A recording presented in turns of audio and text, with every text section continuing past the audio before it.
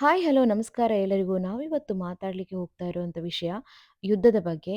Already ವಿಶ್ವದಲ್ಲಿ ಎಲ್ಲ ಕಡೆ ಯುದ್ಧದ ಕಾರ್ಮೋಡ ಕವಿತಾ ಇದೆ. ಯಾಕಂತ ಹೇಳಿದ್ರೆ ಇರಾನ್ ಮೇಲೆ ಇಸ್ರೇಲ್ ಮತ್ತು ಅಮೆರಿಕ ಜಂಟಿಯಾಗಿ ಆಮ್, ಯುದ್ಧದ ಯುದ್ಧವನ್ನು ನಡೆಸ್ತಾ ಇದೆ. ವಾಯುದಾಳಿಗಳನ್ನು ನಡೆಸ್ತಾ ಇದೆ.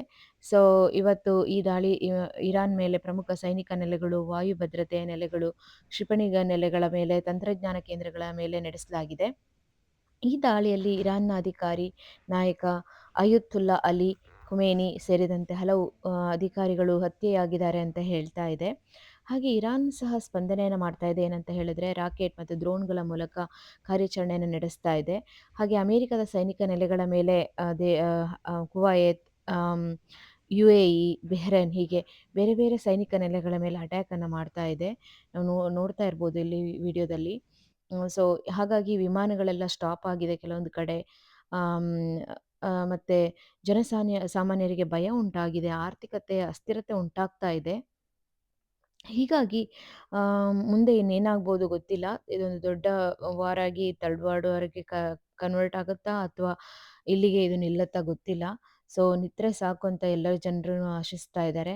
ಇದರ ಒಂದು ಏನು ಯುದ್ಧದ ಪರಿಣಾಮ ಏನಾಗ್ಬೋದು, ಯುದ್ಧದ ಪರಿಣಾಮ ಅಂತ ನೋಡೋಣ. ಸೊ ಆರ್ಥಿಕವಾಗಿ ಸ್ಟಾಕ್ ಬೆಲೆಗಳೆಲ್ಲ ಕುಸಿತ ಆಗ್ಬೋದು, ಡಾಲರ್ ಮೌಲ್ಯಗಳೆಲ್ಲ ಏನಾಗ್ಬೋದು, ಬದಲಾವಣೆಗಳಾಗ್ಬೋದು. ವಿದೇಶದಲ್ಲಿ ಕೆಲಸ ಮಾಡುವವರಿಗೆ ಅಸ್ಥಿರತೆ ಉಂಟಾಗ್ಬೋದು. ಆಮೇಲೆ ಪೆಟ್ರೋಲ್ ಮತ್ತು ಡೀಸೆಲ್ ಬೆಲೆಗಳೆಲ್ಲ ಹೆಚ್ಚಾಗ್ಬೋದು.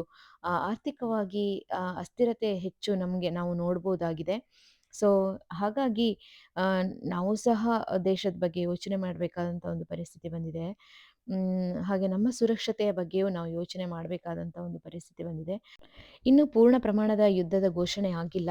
ಆದರೆ ಗಾಜಾ ಯುದ್ಧದ ಹಿನ್ನೆಲೆಯಿಂದ ಪ್ರದೇಶದ ಉದ್ವಿಗ್ನತೆ ಇನ್ನಷ್ಟು ಹೆಚ್ಚಿದೆ. ಪರೋಕ್ಷ ದಾಳಿಗಳು ನಡೀತಾ ಇದೆ. ಇಸ್ರೇಲ್ ಮತ್ತು ಇರಾನ್ ನಡುವೆ ವರ್ಷಗಳಿಂದ ಈ ಶತ್ರುತ್ವ ಇದೆ. ಇರಾನ್ ಪರಮಾಣು ಕ್ರಮವನ್ನು ಮುಂದುವರಿಸಿದರೆ ಇಸ್ರೇಲ್ ಅದರ ಭದ್ರತಾ ಅಪಾಯವನ್ನು ಎದುರಿಸಬೇಕಾಗುತ್ತೆ ಅಂತ ಮೊದಲಿಂದನೂ ಎಚ್ಚರಿಕೆಯನ್ನು ನೀಡ್ತಾ ಇದೆ. ಅಮೆರಿಕ ಸಾಮಾನ್ಯವಾಗಿ ಇಸ್ರೇಲ್ಗೆ ಬೆಂಬಲನ ನೀಡ್ತಾ ಇದೆ. ಮಧ್ಯಪ್ರಾಚ್ಯದಲ್ಲಿ ಇರಾನ್ ಬೆಂಬಲಿತ ಗುಂಪುಗಳು ಮತ್ತೆ ಇಸ್ರೇಲ್ ಅಮೆರಿಕ ವಿರುದ್ಧ ಪ್ರತಿಕ್ರಿಯೆಯನ್ನು ನೀಡುತ್ತಾ ಇದೆ.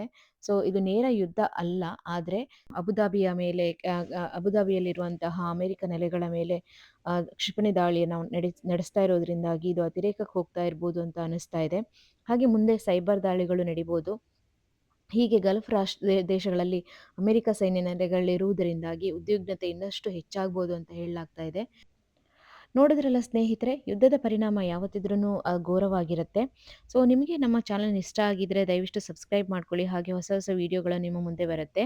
ನಮಗೆ ಮೋರ್ ಸಬ್ಸ್ಕ್ರೈಬರ್ಸ್ ಬೇಕಾಗಿದ್ದಾರೆ. ಹಾಗಾಗಿ ಈ ವಿಡಿಯೋ ನೋಡಿದವರೆಲ್ಲ ಸಬ್ಸ್ಕ್ರೈಬ್ ಮಾಡ್ಕೊಳ್ಳಿ. ಧನ್ಯವಾದಗಳು.